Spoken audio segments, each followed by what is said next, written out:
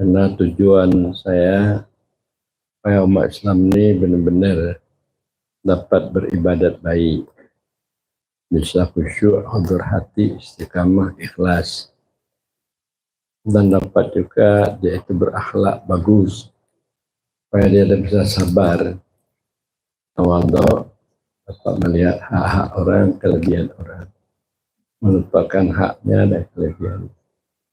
Dapat dia bermakrifat, di samping dia berakidah, beriman kepada Allah, dia dapat bermakrifat dengan tauhid hati, supaya dia dapat hidup dengan Allah, dengan makna tidak tergantung hidupnya dengan alam dan dengan asbab.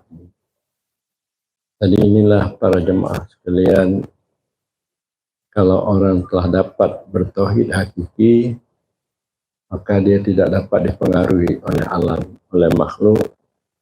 Dia tidak dapat dipengaruhi oleh pangkat, oleh kedudukan dan harta.